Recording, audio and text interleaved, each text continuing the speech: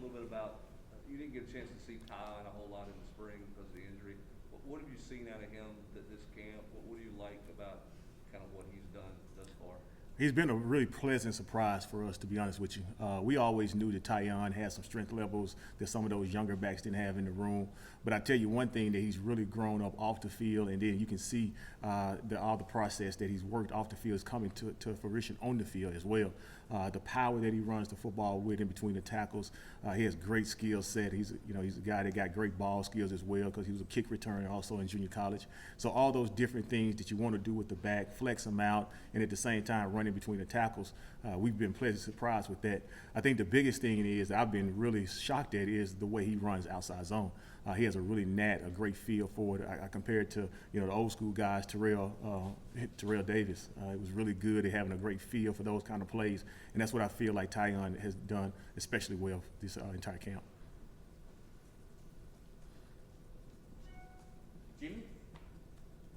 Just don't worry about it, Mike. Coach, if you would, do you feel like Evans is a short yardage running back? Do you feel like you have to have one of those?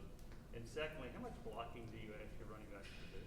Well, I think Tyon can do it all, to be honest with you. Not only just short yardage, every down back, whether it's first or second down. I feel like he's a guy. He's got the body type. He's got the skill set where you really don't ever have to bring him out of the game. And as we recruit, we're looking for guys that are really more all-purpose backs that we never have to take out the game.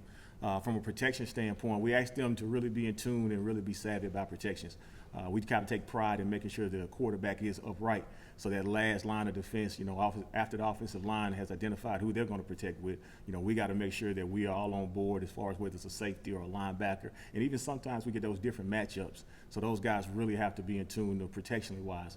We don't have a ton of protections, but we do have enough to make sure that you have to be on your toes and you have to be in tune to all the different things that's going to happen with the defense. Austin?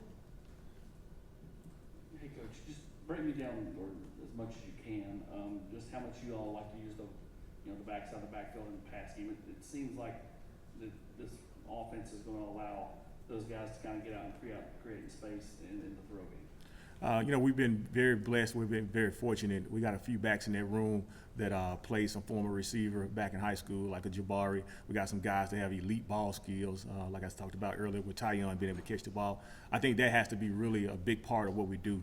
When you talk about creating those mismatches on the defense, those linebacker-type bodies, that's really big for us to make sure that we can find those different matchups. We got about 3, maybe even 4 guys in the room right now that can all do those different array of things coming out the backfield, whether we already flex them out or whether we bring them out the backfield to try to create those matchups, getting those indicators like we always talk about from the defense, what coverage is going to be in.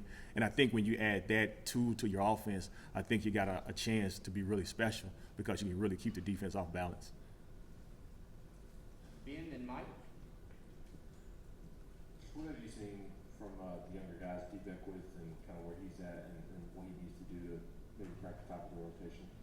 I think the small attention to detail. I think D. Beckwith and some of those other guys as well, they're still young at the position. I think we forget that a ton, that those guys are still trying to learn exactly how being a college football player works as far as playing that position. It's a lot more on them than in high school. I've been fortunate D. Beckwith is a former quarterback as well, so he has a really good idea and a really good vision of the big picture and how it all fits together. So just learning the small details of playing the running back position is really critical. The physicality of playing the running back position is a little bit different at this level, obviously, than where they came from. Sometimes even with a guy like Tyon, just being physical at this level as opposed to in the junior college level, you're playing against guys who are going to be potential NFL players. So getting used to, like we say in special teams a ton, is running through the smoke a lot of times when things look cloudy. We got to get used to that with some of those younger guys and playing with great pad level as well. Some of those guys are usually been the biggest and the fastest and the strongest where they came from, but now playing with better pad level because they're going to be playing against guys that are usually probably a little bit stronger, maybe even a little bit faster in some instances than they are. I wanted to ask about D-Beckwith as well. One of the challenges and also the benefits of being a 6'5", 230-pound guy playing running back.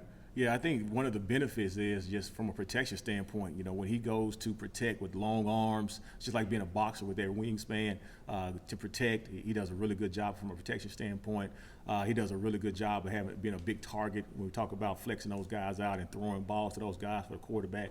Probably one of the disadvantages is, when you talk about guys that are that tall playing with great pad level, being able to get their pad level low because they are a big target for linebackers and safeties running through the middle. So that's probably the pros and cons of being that size. Brent? Two questions. One, how is Jalen Wright different now than what he was in the spring? And secondly, what are you looking for in the scrimmage tomorrow? What's the top two priorities for your group tomorrow? Well, first of all, Jalen Wright has done an excellent job. Probably, I would say, in these last 6 practices or so, he has really grown in leaps and bounds, to be honest with you. What we've seen from him from the spring is just really, from a protection standpoint, he's really made some good grounds in protection. He understands what we're trying to do. His eyes are in the right place a lot faster than they were in the springtime. And I think that's a compliment to what he's been doing in the offseason, or how he's been working and putting time in the film room. He's a young man. He wants to play as a true freshman. I think that's one of his goals. Not only we talked about his family as well. I do also think, just from a maturity standpoint, one of the things that he has done a good job, when things don't go quite the way that he would like them to in practice, in the spring we saw an emotional Jalen Wright. I think this fall camp, he has not been as emotional at all. He's taken heed to what Coach Hype talks about, and he talks about putting that play behind you, moving on to the next play. And I think that's what Jalen Wright has been most impressive of right now. He's putting one good practice on top of another one. He had another good one today as well. Tomorrow, from the spring scrimmage, from the fall scrimmage, I think the biggest thing we're looking for is our tempo. Right now, our backs, we're not doing a great job of getting lined up and understanding what's going on and processing information as fast as we should.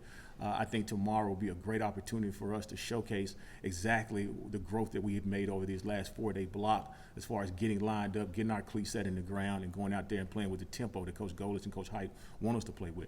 I think that's going to be the biggest thing for us tomorrow, as far as the obvious, as far as tough runs, playing through some adversity, all those different things. Eric?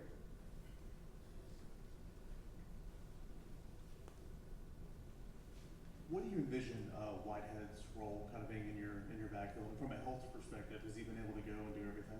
He has. He's been really good this fall camp. He's been doing some really good things for us. The thing that I knew that Laneith was going to add to us was a physicality in their run game. Being a former linebacker playing on the defense side of the ball, you can tell when he touches the ball, he brings a different aspect of the game as far as finishing the runs. Now, he's just like D. Beck from a standpoint of learning how to play with great pad level. He still has to get used to that at this level, but the physicality when he does run and when he understands what he's supposed to do, it's been really exactly what I thought it was going to add to the table. And I think one thing from Laneith's standpoint, too, is special teams. Some of those special teams responsibilities are not as tough, or he don't have as many of them as, playing on the offense side of the ball. But when he gets a chance to go to those special teams, that's when you really see a lot of his skill set and a lot of his athletic ability take over, because he can be a physical guy, and he's a big guy that can run as well. So I'm just excited about, giving him some more opportunities, getting him hopefully involved more in the game plan from a rep standpoint. Rob, then Jake? After last Thursday's scrimmage, Coach Heupel mentioned Jabari and Tyon specifically as being productive. Was that, and I think a lot of us interpreted that as they kind of separated themselves a little bit. Is that the case, or is your depth chart still pretty fluid? Well, I think, as we kind of toward the end of fall camp per se, I think we're still combing through the depth chart, but I do think those two guys have separated themselves as being a little bit more at the top of the depth chart, obviously, than more at the bottom.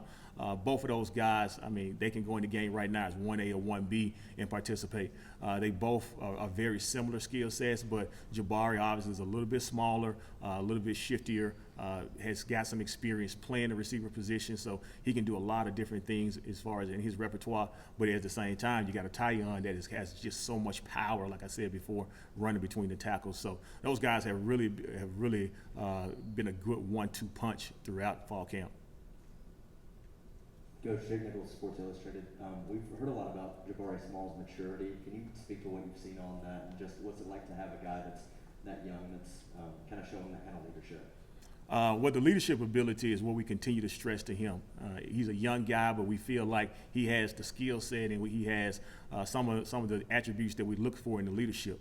One thing about Jabari is he's really taking heed to studying more in the offseason. When you look at where he was when we came in the spring, we evaluate him in the spring. We have those conversations with him, what he needs to build on and what he needs to grow with. And one of those things was, hey, we need you to be more of a leader, and we also need for you to make sure that you study different running backs in the league and at the college level to make sure that you're on point of what you're trying to do.